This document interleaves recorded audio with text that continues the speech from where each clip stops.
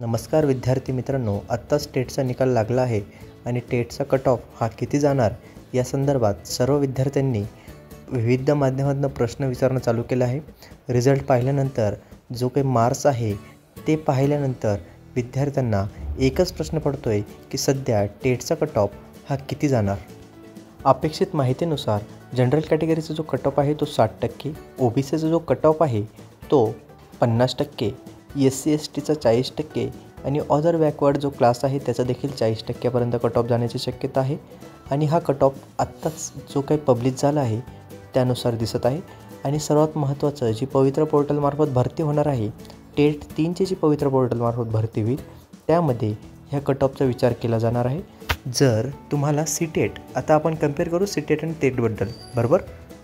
जर तुम्हाला CTETमध्ये तुमचं मेरिटप्रमाणे तुम्ही जर ओपन कॅटेगरी म्हणजे जनरल कॅटेगरीचं मेरिटचं तुम्हाला जर मार्क्स पडले असतील, जे की 92 मार्क्स आहे ते पडले असतील, आणि टेटला तुम्हाला देखील तुमच्या कॅटेगरीप्रमाणे मार्क्स पडले असतील.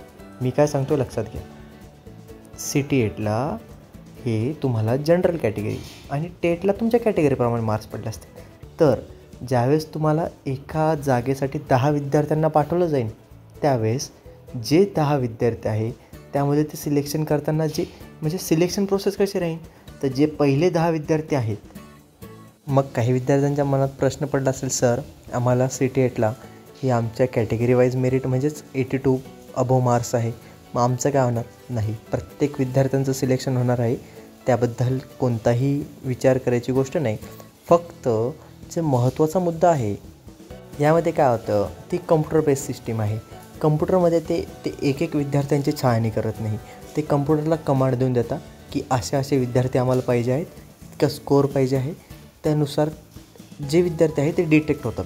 मग त्याच्यामध्ये ती रँकिंग होणं चालू होतं, ॲटोमॅटिक प्रोसेस चालू होते, आणि जे वरती आलेले विद्यार्थी ज्यांचा स्कोअर चांगला आला आहे ते विद्यार्थी तिथं सिलेक्ट होतात, बरोबर. आणि अशाच विद्यार्थ्यांची भरती होणार आहे. मग बाकीच्यांचं काय होणार, सर्वच विद्यार्थ्यांची भरती होणार. फक्त एवढंच आहे, काहींची पवित्र पोर्टलमार्फत होणार, तर काहींची ज्या काही जागा राहतात कॉलेजमध्ये स्कूलमध्ये व्हॅकंट जागा राहतात तिथं डायरेक्ट स्वरूपात भरती होणार. मग ते थोडंफार पैसे असतील किंवा काही ना काही स्वरूपात, फुल नाही तर फुलाची पाकळी म्हणतात ना, त्या स्वरूपात काहीतरी देऊन त्यांची भरती होणार. पण सर्वच विद्यार्थ्यांचा यांना चान्स मिळणार. आणि ह्या टेटमध्ये जी रिटायरमेंट आहे, आपण ऐकत होतो की 24-25ची जी रिटायरमेंट आहे त्यामध्ये खूप शिक्षक विद्यार्थी यांची भरती होणार आहे आणि खूप शिक्षक हे रिटायर होत आहेत. त्यामुळे लवकरच मोठी भरती येणार आहे आणि सर्वच विद्यार्थ्यांना याचा चान्स मिळणार आहे. सर्वांना बेस्ट ऑफ लक. अधिक माहितीसाठी आपल्या चॅनलला सबस्क्राईब करा.